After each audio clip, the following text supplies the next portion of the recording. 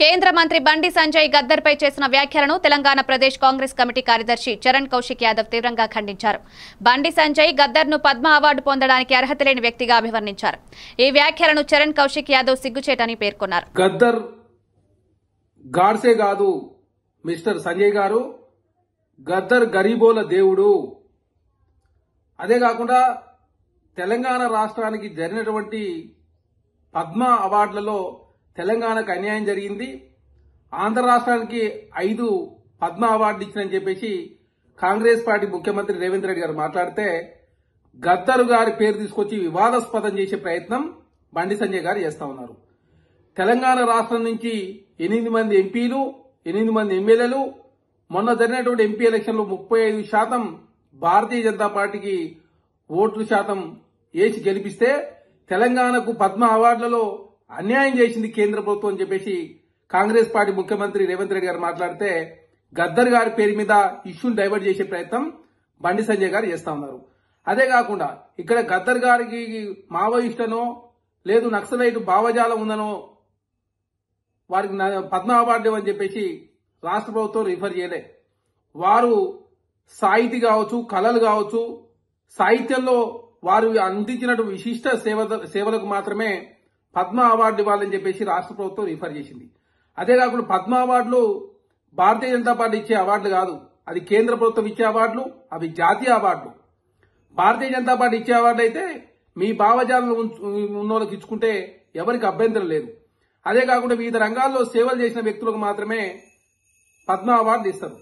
అదే కాకుండా గతంలో నరేంద్ర మోడీ గారు ప్రధానమంత్రి ఉన్నప్పుడు బుద్ధదేవ్ భట్టాచార్య గారికి కూడా పద్మ అవార్డు ఇచ్చారు. కాకపోతే వారు తీసుకోలేదు, అది పక్కకు పెడితే వారు ఫస్ట్ నుంచి కమ్యూనిస్ట్ పార్టీలో ఉన్న వ్యక్తులు.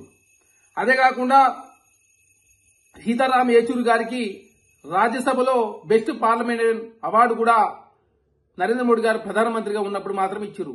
అంటే వారు ఫస్ట్ నుంచి కమ్యూనిస్టు పార్టీ కోసం పనిచేసిన వ్యక్తులు. కాకపోతే మరి వారికి బెస్ట్ పార్లమెంటరీ అవార్డు ఎందుకు ఇచ్చింది భారతీయ జనతా పార్టీ అంటే వారు అందించినటువంటి సేవలు కావచ్చు, అనునిత్యం ప్రభుత్వం మీద పోరాటం చేసినందుకు వాళ్ళ పర్ఫార్మెన్స్ చూసి మాత్రమే ఇస్తారు తప్ప ఇక్కడ అనవసరంగా రాజకీయం చేసే ప్రయత్నం భారతీయ జనతా పార్టీ బండి సంజయ్ గారు చేస్తున్నట్టు కనపడుతోంది. బండి సంజయ్ ఒక కేంద్ర మంత్రిగా మాట్లాడతలేడు, ఒక సాధారణ కార్యకర్తలాగా ఏది పడితే అది మాట్లాడుతూ తెలంగాణ సమాజాన్ని తప్పుదారి పట్టించే ప్రయత్నం బండి సంజయ్ గారు చేస్తా ఉన్నారు.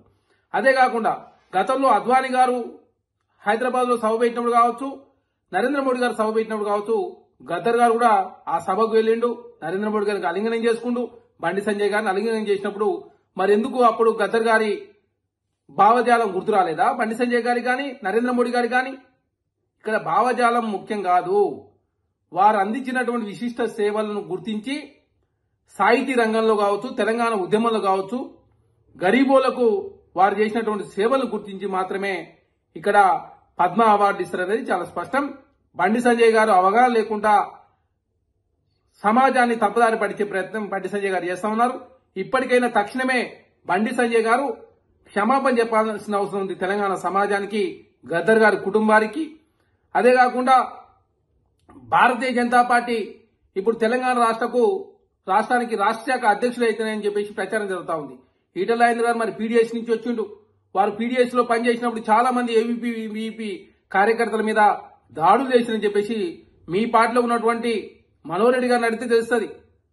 కాబట్టి భారతీయ జనతా పార్టీ ఓట్ల కోసం ఏదైనా మాట్లాడతారు. కాబట్టి బండి సంజయ్ గారి వ్యాఖ్యలను తీవ్రంగా ఖండిస్తూ గద్దర్ గాడ్సే కాదు, గద్దర్ గరీబోల దేవుడు కాబట్టే తెలంగాణ రాష్ట్ర ప్రభుత్వం పద్మ అవార్డు ఇవ్వాలని చెప్పేసి రిఫర్ చేసింది.